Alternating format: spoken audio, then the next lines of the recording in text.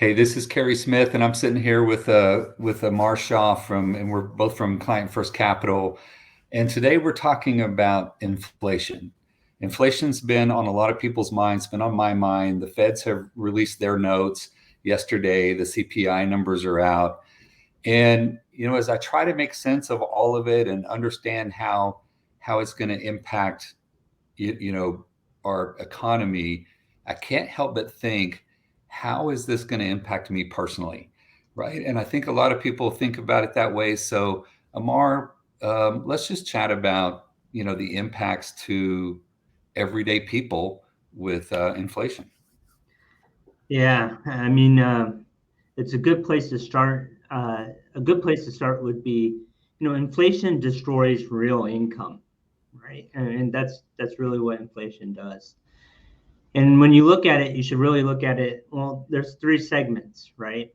And we look at people that don't have a lot, people that have, the middle class, and then people that have a lot.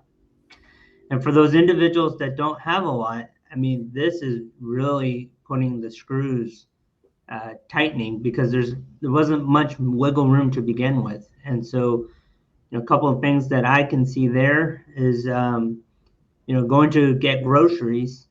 There's going to be strategic decisions being made there rather than just getting groceries, right? So people will start to value the total cost of items versus the nutritional quality, right? So cost will be greater than the nutritional quality, and that has big impacts down the road with healthcare and everything else like that. The second group, if you're in the middle, I mean, you had a little bit of wiggle room, but now you may decide to postpone big financial decisions, or not even big financial decisions. Let's just say like an iPhone, right? If you have an iPhone and you have iPhone 14, you may not upgrade to 15. You may skip a cycle because it's your phone still works, everything is still good there, and your dollars could be spent elsewhere. Um, let's say you would typically upgrade your house to a bigger house as your needs change. You may figure out how do you make your existing house work for you. So if you have a 3 bedroom, 2 bath house, you may have your children bunk up in one room and then create an office out of another room or a guest room or whatnot, or maybe do an expansion rather than moving into a newer house or a larger house.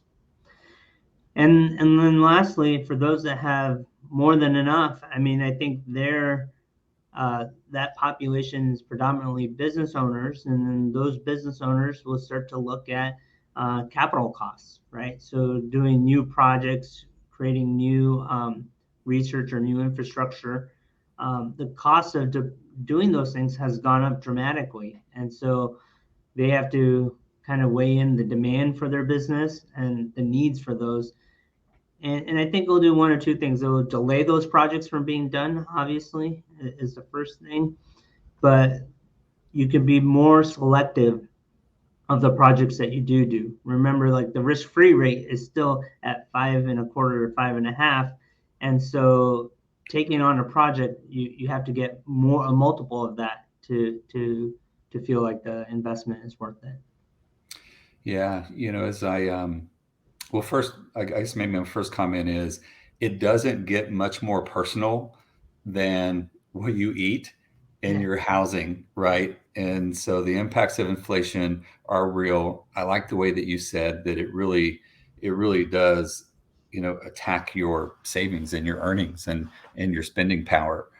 And so it feels very real, I think, for most Americans, and it's getting harder, for just the fundamentals, right? Food, housing, transportation. When I think of gas, my wife and I recently did a road trip, and there were places that we were paying over $7 for a gallon of gas, Yeah. and so the energy costs have really been a big component of the inflation.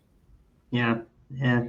And I think when we look at this, we have to consider that inflation is re-accelerating, right? We're just looking at one inflation report, but if we go back to the last 3 months, the core inflation data is starting to pick up again, right?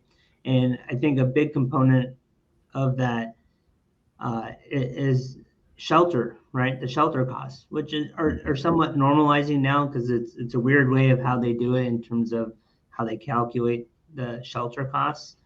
But that's starting to normalize. But you're going to see gas, electricity costs start to increase as well, right? So budgeting appropriately, creating a good cash flow budget is going to be important from a planning perspective.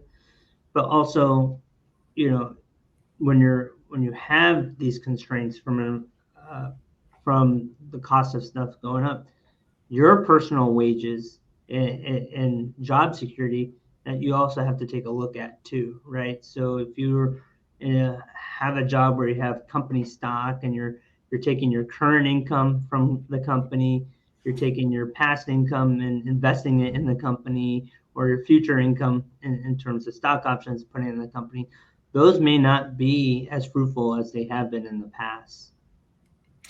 Yeah, I agree. When I read the Fed's comments, I think the words they used were they're going to proceed cautiously, and I think that's how families are proceeding as well, Yeah. right? If they do have a little bit of savings, they're trying to make sure they can hang on to that, and they're being cautious with the decisions that they make around all of these different aspects. Yeah, absolutely. Yeah.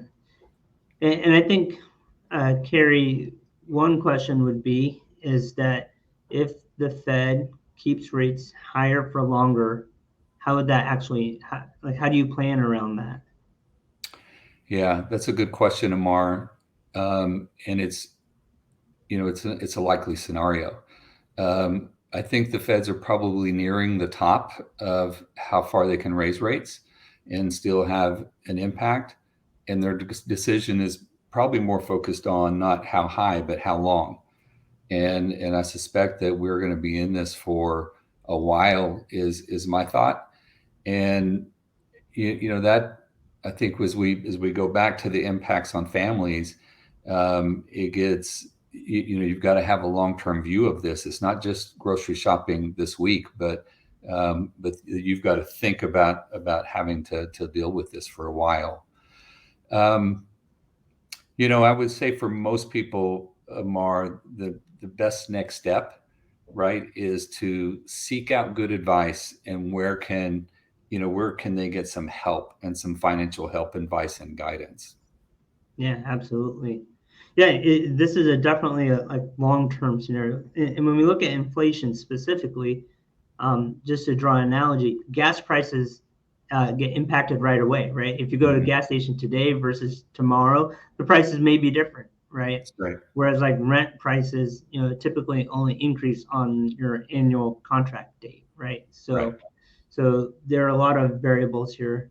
Um, if you haven't done so already, please visit our website. We have a lot of articles and insights there. There was a recent article that we just posted on the fourth quarter in terms of investment planning and things to look out for there. And if you haven't done so already, please subscribe to our channel. Yeah. So you can find us at clientfirstcap.com, and all of our resources are there. You can subscribe to the newsletter there. Or if you need to talk to someone, you can schedule an appointment and reach out to us as well. Yeah, sounds good. Thank you. All right. Thanks, Amar. Yep.